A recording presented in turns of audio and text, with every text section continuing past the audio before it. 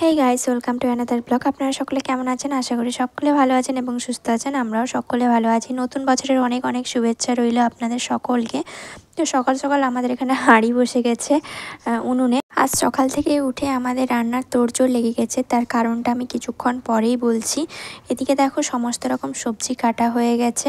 আজকে আমাদের পিঠে পুলির উৎসব হবে বাড়িতে, মানে আমাদের বাড়ির আজকে 3 রকমের পিঠে হবে। একটা হচ্ছে মশলা পিঠে, একটা হচ্ছে নারকেলের পিঠে, আর একটা হচ্ছে দুধ পুলি, যেটা আমার অল টাইম ফেভারিট। আর আমি দুধ পুলি ছাড়া কিছুই খাই না, তো তাই জন্য আমার জন্য স্পেশালি দুধ পুলি বানানো। আর এদিকে দেখো আমাদের বড়িগুলোকে লাস্ট টাইম রোদে দেওয়া হয়েছে।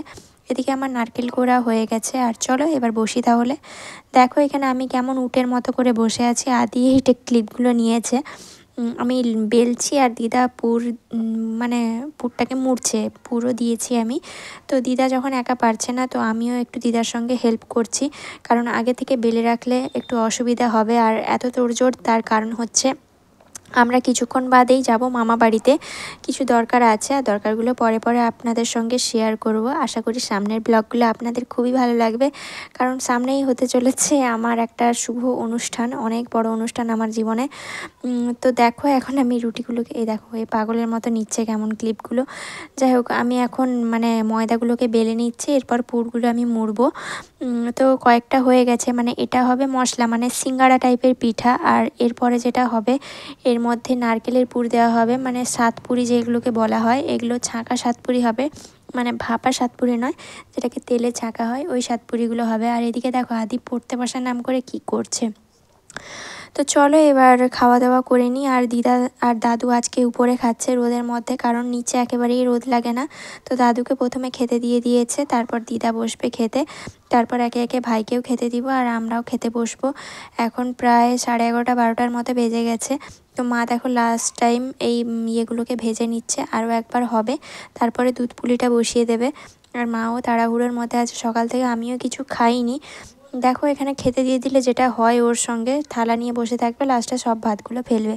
আর এদিকে দেখো আমার দুধ পুলিও মানে বসিয়ে দিয়েছি কড়াতে, সবগুলো দিয়ে দেওয়া হয়েছে। আর আমিও খেতে বসে গেছি। দেখো পাগলের মতো কেমন প্লেটে 1 খামল মতো ভাত নিয়েছিলাম, তার কারণ খাওয়ার একটুও সময় ছিল না আমার। হঠাৎ করেই প্ল্যানিং হয়েছিল যে মানে আজকেই যাব, তার কারণ হচ্ছে বাপির ছুটি ছিল কাল থেকে, তো কালকেই যাওয়ার কথা ছিল। তো হঠাৎ করে আমরা আজই যাচ্ছি, মা আর আমি আর আদি। বাপি যাবে পরের দিন। তো চলো এবার খাওয়া দাওয়া করে নিয়ে রেডি হয়ে যায়। আদিকে পাগলের মতো কী সব বলে চলে গেলাম, আর আমিও পাগলের মতো বসে বসে খাচ্ছি, কেউ কিছু মাইন্ড করবেন না। আমার সাজগোজের মধ্যে তেমন কিছু থাকে না, একটু লিপস্টিক লাগাই বা লিপ বামেও কাজ চালিয়ে দিই। আর এখন শীতকাল পড়েছে বলে হালকা একটু লিপ বাম লাগিয়ে ওর উপরে লিপস্টিক লাগাই, কারণ ঠোঁটটাও খসখসে হয়ে যায়। তারপর আমি মুখে তো কিছুই লাগাই না, কোনো দিনও কিছু লাগাই না আমি। তারপর চশমাটা পরবো, একটু কাজল পরবো, দেন রেডি আমি। আর মাও দেখো এখানে রেডি হয়ে গেছে, আদি টিভি দেখছে, আর আমাকেও চটচট করে রেডি হতে হবে। আর জামা কাপড় তেমন কিছুই নিইনি, তাড়াহুড়োর মধ্যে যতটুকু যা হয় আর কি। তো দেখো আমার লিপস্টিক পরা হয়ে গেল, চলো এবার বেরোনো যাক। আমরা 3 জনে মিলে এখন বেরিয়ে পড়েছি। মা আদিকে শু পরিয়ে দিচ্ছে, ও না শুলেস বাঁধতে পারে না, এখন খুব ছোট তো। দেখো আমাদের দুটোই মাত্র ব্যাগ হয়েছে, মানে মায়ের কাছে একটা ছোট্ট, আমার কাছে। আর অনেক কষ্টে বাস পেয়েছি অনেকক্ষণ দাঁড়িয়ে। আর তেমন কিছু খাওয়া হয়নি বলে একটা বারবনের বিস্কুট প্যাকেট নিয়েছিলাম। বাসে প্রচণ্ড ভিড় ছিল, আর আদির বসার সিট ছিল না, তাই জন্য মায়ের কোলে বসেছিল। অর্ধেকটা রাস্তা পেরিয়ে এসেছি আমরা, আর মাঝে না কোনো ক্লিপ নিইনি, একেবারে বাস থেকে নেমেই নিয়েছি। তো দাঁড়িয়ে একটু রেস্ট নিচ্ছিলাম। আর আদি এখানে দেখো একটা থামের উপরে বসে আছে, ও বেচারা ক্লান্ত হয়ে গেছে কোলে বসে বসে। তারপর আমরা তো রাস্তায় আসছিলাম, আস্তে আস্তে এখানে হাম্পিং হচ্ছিল রেলের, এটা হচ্ছে মালগাড়ি। এখন কতক্ষণ টাইম লাগবে তার ঠিক নেই। তো যাচ্ছে। তো আমি একটা ক্লিপ নিয়ে নিলাম ছোট করে। আর অন্ধকারের মধ্যে আপনারা দেখতে পাচ্ছেন কি না আমি জানি না, তাও আমি দেখিয়ে দেওয়ার চেষ্টা করছি। সামনে কিন্তু অনেকেই দাঁড়িয়ে আছে, আমরা একটু দূরে দাঁড়িয়ে আছি, কারণ রেলটা চলে গেলে তারপর অনেক জ্যাম হয়ে যায়, তো তাই জন্য দাঁড়িয়ে আছি।